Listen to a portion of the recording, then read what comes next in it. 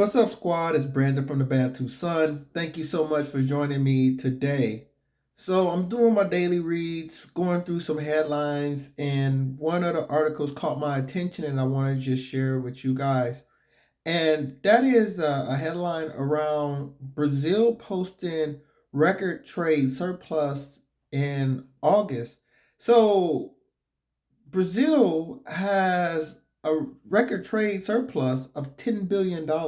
Basically, they exported more than they imported. And they've been really ripping the field this year, actually. They've been doing pretty good in their trade balances. And of course, as you know, your trade balances go up, the higher demand, the stronger your currency. And there's a lot of other benefits that can come along with that opportunity to attract investments, etc., as well as primarily to reinvest in your economy. So the reason why this caught my eye is because I was kind of wary. I'm always wary of real left wing and big government, especially big government domestic leadership. But like I always say, you can't trust a politician says.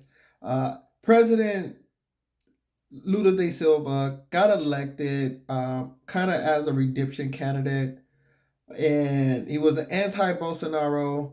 He talked about the green economy. It was more of this, and I think Bolsonaro was a little bit too nationalist. I think Brazil has a very fine social line that it seems that they try to maintain amongst their group and try to keep their country on one page.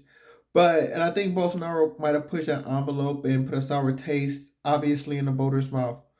So if I look at what De Silva has done since he's been in power, President De Silva has done, it's actually he's a geopolitical guy right now. He's a geopolitical animal. And I remember when he first got elected, one of the first things he does is build bonds overtly with China and signify that strong relationship and start working on trade. And I think obviously this comes from his experience. He's already been president of Brazil before. He learned his lessons. He learned about things that matter and don't matter. And he spoke what he needed to do to get elected. And now that he elected, now he's going to carry out his policies that he believes is going to advance Brazil.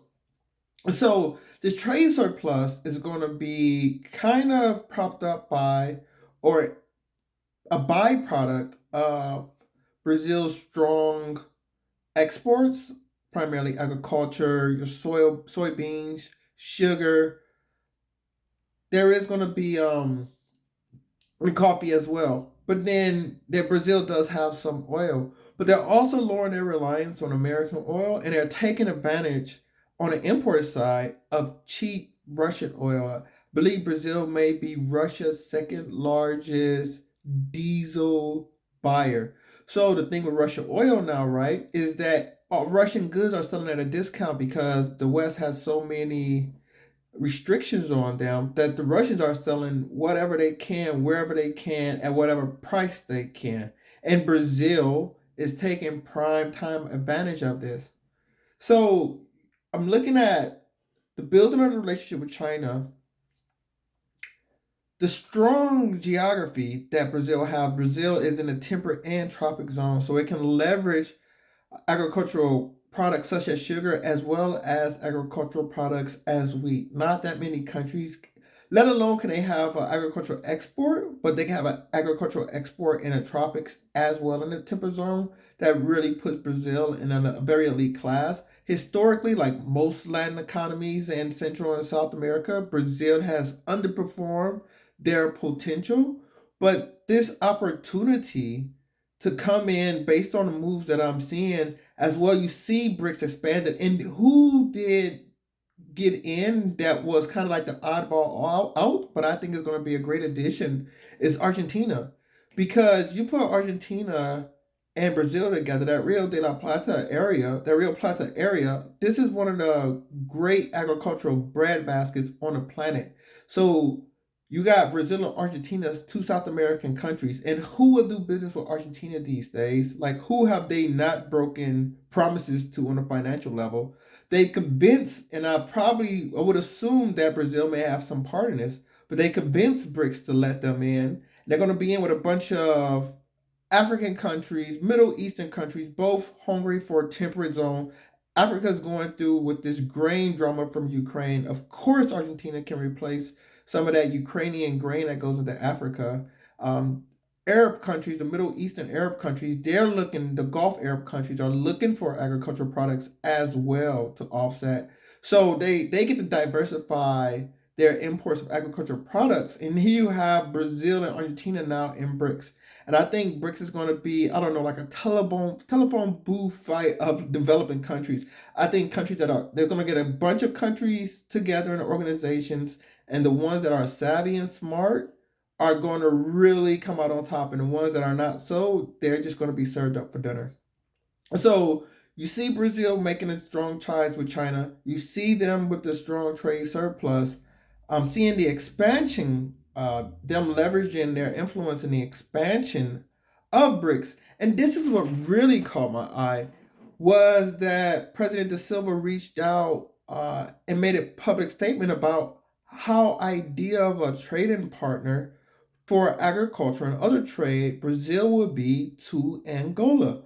So the history of Angola and Brazil is very long indeed, and is not covered. I always call it like the pearls of Portugal.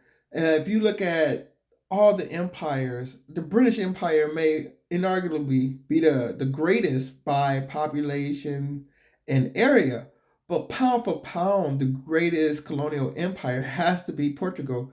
If you look at the primary members of the Portuguese empire, it's going those Lusophone countries is going to be Brazil, Angola, Mozambique, and Timor Leste.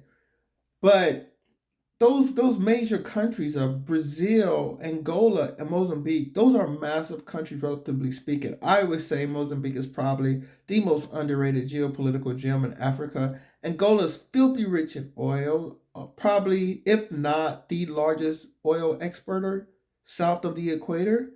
And you have massive Brazil. So these countries maintain their Portuguese language, which is a very strong bridge between cultures. So Brazil's recognizing that. And one thing that I came across in my research and studies is the fear that the British had of Portugal's in the early stage of colonization, because they was always worried about a southern empire rising between Brazil and Angola. And this would prevent the British from exercising authority within the South Atlantic. What's out there, obviously, is access to the Indian Ocean and Pacific through the South Atlantic, but also the Falkland Islands, St. Helena, their prized colony of South Africa at the time. So the British were always worried about this union between Brazil and Angola, and it's a great union indeed, demographically, resource-wise. Lots of oil in Angola, lots of agriculture from Brazil that can feed the booming Angolan population, and from there they can spread out to Mozambique as well if that partnership proves useful. But all this means that President Da Silva recognizes the temperature in the room, and he has great field awareness now. His geopolitical awareness is heightened. So I'm really watching him to see what he continues to do, because this was, I'm not going to, yeah, I'll say it was a tad surprising the route. I thought he was going to come in like most leaders in Latin America, focus internally, keep his head down, not be so great on the finances, run up deficits, and blame it on the rich. But it seems like he's really making geopolitical moves, and Brazil is a player to watch out for. They've always lagged their true potential. They are a powerhouse, given put under the right leadership. So let me know your thoughts. I'll definitely continue to watch this Lula da Silva out in Brazil, but definitely interesting times. So feel free to comment below, like, share, subscribe if you enjoyed the video. Until next time, take care. Bantu up.